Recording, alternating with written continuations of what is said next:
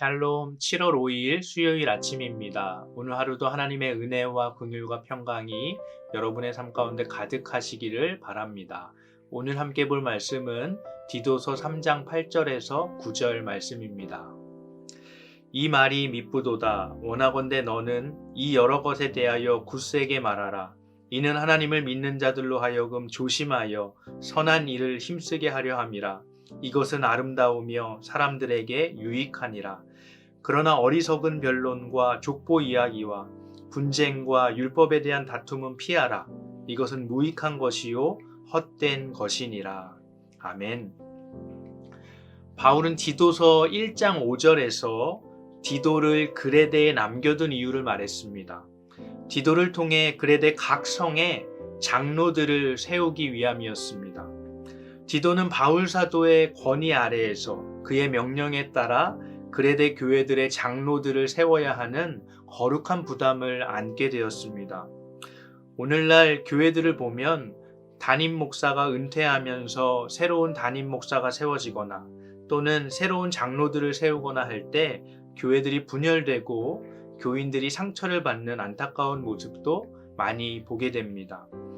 여러 가지 원인들이 있겠지만 누군가의 사사로운 이익에 의해 새로운 지도력이 세워지게 될 때 이런 안타까운 일들이 발생하게 됩니다. 그렇기에 새로운 지도력이 세워지는 일은 정말 어렵고 하나님의 인도하심을 구해야 하며 또한 신중함을 기해야 하는 일입니다.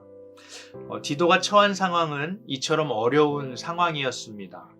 그래서 바울은 디도에게 편지하면서 다시금 바른 교훈에 입각하여서 책망받을 것이 없는 이들을 장로로 세울 것을 권면하고 있는 것입니다.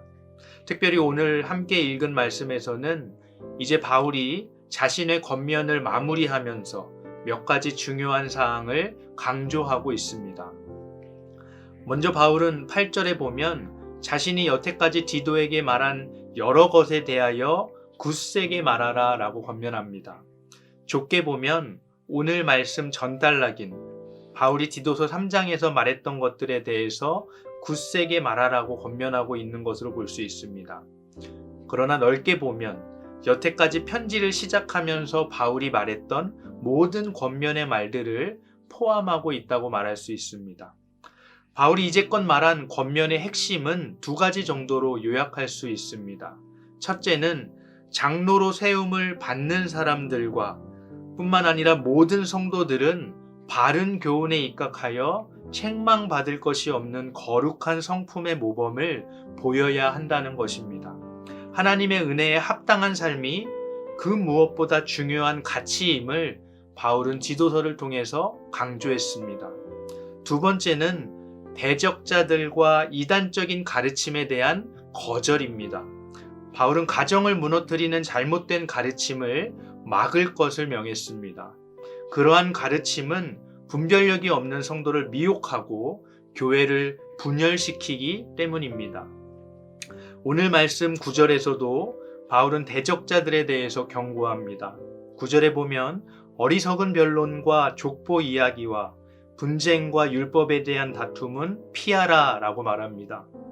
당시에 할례를 강조하면서 예수 그리스도를 믿을 뿐 아니라 할례도 받아야 한다고 주장했던 다른 교훈을 말하는 자들에 대해서 바울은 그들과 다투거나 분쟁하지 말고 그들을 피하라고 디도에게 권면하고 있습니다. 말로 설득이 되지 않는다는 것이죠. 구태여 그들과 다툴 이유가 없다는 겁니다. 행동으로, 삶으로 보여주라는 겁니다. 우리가 디도서에서 바울의 권면을 쭉 보게 되면 책망받을 것이 없이 하라라는 말을 많이 합니다. 다투지 않으면서, 분쟁하지 않으면서 대적자들의 입을 다물게 하는 방법은 말이 아니라 행동, 다시 말하면 예수를 따르는 진정한 삶이라는 사실을 바울은 강조하고 있습니다. 오늘 우리의 교회들도 교회 안에 이단적 가르침과 다른 지도력이 들어와서 교회를 분열하려 할 수 있습니다. 그럴 때 우리는 어떻게 해야 할까요? 명확하게 잘못된 가르침이 교회 안에서 행해질 때는 목회자나 장로님들 또 속장 등 교회의 지도력을 행사하는 이들이 그들의 잘못된 가르침을 하지 못하도록 막아야 합니다. 그러나 그것보다 중요한 것은 그런 이들의 가르침에 동조하지 않을 수 있는 성도 개개인의 분별력입니다.